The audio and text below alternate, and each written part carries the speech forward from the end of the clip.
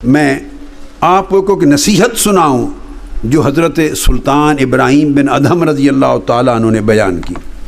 ایک شخص حاضر ہوتا ہے حضرت ابراہیم بن ادھم رضی اللہ تعالیٰ عنہ کی خدمت میں اور عرض کرتا ہے کہ میں گناہ گار ہوں، گناہ کرتا ہوں، گناہ نہیں چھوٹتا میری زندگی سے، مگر چاہتا ہوں کہ گناہ چھوڑ دوں، چاہتا ہوں، چھوڑ نہیں سکتا۔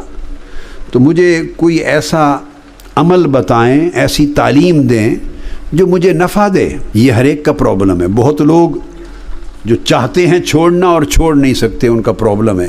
اب جواب سنیے، اس کا حل بتا رہا ہوں۔ سیدنا سلطان ابراہیم ادھم رضی اللہ تعالیٰ عنہ انہوں نے جواب دیا کہ بیٹے میں 5 طریقے آپ کو بتاتا ہوں، ان میں سے کسی ایک پر عمل کر لے تو گناہ چھوٹ جائے گا۔ پہلا نسخہ تو یہ ہے کہ اگر تو گناہ کا ارادہ کرنا چاہے، کبھی گناہ کی رغبت ہو اور اللہ کی معصیت، اللہ کا بارگاہ میں گناہ نافرمانی کا مرتکب ہونا چاہے، تو پھر گناہ کر، مگر اتنا حیا کر چونکہ اللہ کی نافرمانی کر رہا ہے اس کا رزق کھانا چھوڑ دے۔ کہ کتنی بڑی بے حیائی ہوگی کہ کھائے بھی اسی کا اور غرائے بھی اسی کو، کھائے بھی اسی کا اور نافرمانی اور سرکشی اور بغاوت بھی اسی کے حکم کی کرے، پھر گناہ کر، جی بھر کے کر، مگر اس کا رزق نہ کھا۔ اس نے سوال کیا فَمِنْ أَيْنَ آكُلُ، پھر میں کہاں سے کھاؤں؟ وَكُلُّ مَا فِي الْأَرْضِ مِنْ رِزْقِهِ، زمین میں، کائنات میں جو کچھ ہے وہ اسی کا رزق ہے۔ تو حضرت ابراہیم بن ادھم نے فرمایا کہ بندے پھر اتنا حیا تو کر کہ جو تجھے صبح و شام رزق دیتا ہے تو اسی کی بغاوت کرتا ہے، اس کی رزق کا ہی حیا کر لے۔ قال لا، اس نے کہا مشکل ہے، دوسرا وظیفہ نسخہ بتائیے۔ فرمایا پھر دوسرا وظیفہ یہ ہے کہ جب گناہ کا تیرا ارادہ بنے، بدکاری کا، معصیت کاری کا، حرام کاری کا، نافرمانی کا جب ارادہ بنے تو پھر تو گناہ کر، جی بھر کے کر، مگر اللہ کی زمین میں کسی اس کے شہر میں نہ رہ، اس کے ملک سے باہر جا کے کر، اللہ کے ملک سے باہر جا کے کر کہ مالک اور بادشاہ جس ملک کا، جس زمین کا، جن شہروں کا ہے، رہے بھی اسی کے شہر میں، اسی کے ملک میں، اور بغاوت بھی اسی کے خلاف کرے۔ کوئی بادشاہ اس کو گوارا نہیں کرتا۔ پھر اس کا ملک چھوڑ کے ذرا باہر، حدود سے باہر جا کے کر۔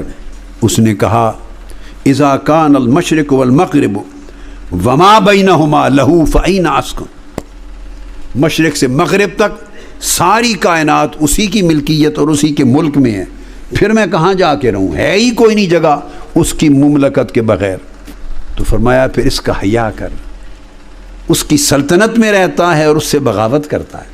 انہوں نے کہا کہ اور وظیفہ بتائیں۔ آپ نے فرمایا ایک نسخہ یہ بھی ہے کہ اگر تیرا ارادہ گناہ کرنے کا بنے، نافرمانی اور گناہ گاری کا ارادہ بنے تو کر، جی بھر کے کر، مگر اس جگہ جا کے کر جہاں وہ تجھے دیکھ نہ سکے۔ گناہ اس جگہ کر جا کر کہ کم سے کم وہ تو نہ دیکھے، اتنا حیا تو ہو وہ نہ دیکھے۔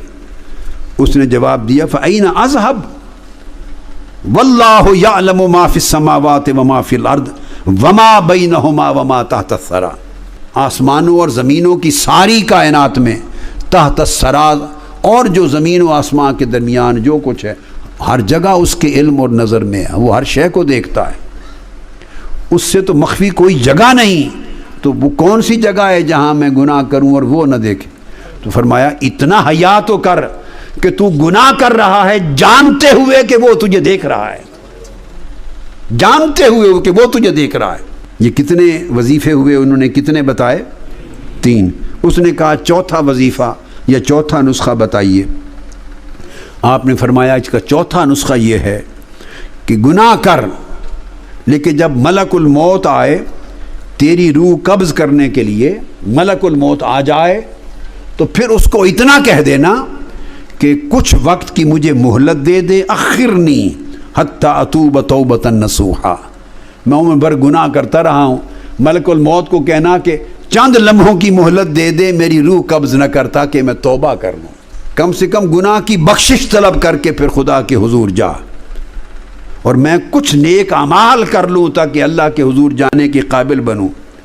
اس شخص نے کہا کہ ملک الموت تو میری درخواست قبول نہیں کرے گا، وہ تو لمحہ جب موت روح قبض کرنے کا آ جاتا ہے تو وہ تو نہ مقدم ہوتا ہے نہ مؤخر، وہ تو روح قبض کر لے گا، اور کوئی مہلت مجھے نہ توبہ کرنے کی ملے گی اس وقت جب ملک الموت روح قبض کرنے کے لیے پہنچ گیا، اور نہ اعمال صالحہ کی۔ تو فرمایا جب تجھے اس بات پہ قدرت نہیں کہ ایک لمحے کی مہلت مل سکے توبہ کرنے کی اور کچھ نیک عمل کرنے کی، تو پھر اندازہ کرتے تیری نجات کیسے ہوگی، خلاصی کیسے ہوگی۔ انہی گناہوں میں لت پت جب تو مرے گا تیری روح جائے گی، تو اندازہ کر کے پھر دوزخ کی آگ کے کتنے سوت اور کوڑے لگیں گے۔ کون بچائے گا، کیوں بچائے گا تمہیں؟ اس نے پوچھا کہ 5واں نسخہ بتائیں۔ آپ نے فرمایا 5واں نسخہ پھر یہ ہے کہ جب قیامت کا دن ہو اور حساب و کتاب ہو جائے اور تیرا نامہ اعمال کھلے گناہوں سے بھرا ہوا، اور دوزخ کے فرشتوں کو حکم ہو وہ تجھے تیری پیشانی کے بالوں سے پکڑیں اور گھسیٹ کر دوزخ میں لے جانا چاہیں، اس وقت ان سے کہہ دینا کہ ذرا چھوڑ دو مجھے تھوڑی دیر کے لیے، مجھے نہ لے جاؤ، شاید میں اللہ سے درخواست کروں تو مجھے نجات مل جائے۔ ان کو کہنا کہ دوزخ میں نہ پھینکو، انہی سے مہلت مانگ لینا۔ اس نے کہا کہ قیامت کے دن تو کوئی مہلت نہیں ملے گی، وہ تو اللہ کے امر سے مجھے گھسیٹ کر دوزخ میں پھینک رہے ہوں گے، مہلت نہیں ملے گی قیامت کے دن۔ تو یہ ممکن نہیں۔ جب 5واں نسخہ سن لیا اس شخص کی چیخ نکلی، چیخ نکلی، رو پڑا اور کہا حسبی حسبی، یہ 5 نسخے میرے لیے برابر ہیں، انا استغفر اللہ واتوب الیہ، میں ابھی گناہوں سے توبہ کرتا ہوں اور اس کے حضور معافی کا طلبگار ہوتا ہوں۔ کوئی راستہ نہیں گناہ اور معصیت کو جاری رکھ کر نجات کا، کوئی راستہ نہیں اللہ کی نافرمانی اور بغاوت اور سرکشی کو زندگی میں جاری رکھ کر پھر نجات کا، اور دوزخ سے خلاصی کا کوئی راستہ نہیں۔ آپ میں سے، ہم میں سے کون ہے جسے یہ تسلی ہو کہ روح قبض کرنے کے لیے ملک الموت آپ پہنچے اور آپ اس سے 1 منٹ کی مہلت لے لیں گے توبہ کرنے؟ ہے کوئی ہاتھ کھڑا کر کے بتائے؟ ہے کوئی جسے یہ خبر ہو کہ میں نے آج نہیں مرنا، میرے پاس مہلت ہے؟ کسی کو خبر نہیں۔ ارے تو وہ لمحہ کب آئے گا جب گناہوں سے لت پت زندگی سے ہم باہر نکل آئیں گے، تائب ہو جائیں گے، اس کی معصیت چھوڑ دیں گے، نافرمانی چھوڑ دیں گے۔ جوانوں، میرے بیٹے بیٹیوں، ان پاکیزہ جوانیوں کو معصیت کی غلاظت کے ساتھ کیوں آلودہ کرتے ہو؟ ان پیاری پیاری جبینوں کو، ان کا تو حق تھا کہ اللہ کے حضور سجدوں سے منور کرو، ہاتھوں کا حق تھا کہ اس سے نیکیاں کماؤ، قدموں کا حق تھا کہ خیر کی طرف ان قدموں کے ذریعے آگے بڑھو، جسم و روح کا حق تھا کہ خدا کی تابعداری اور اخلاص اور اعمال صالحہ میں یہ ہمیشہ مصروف رہیں۔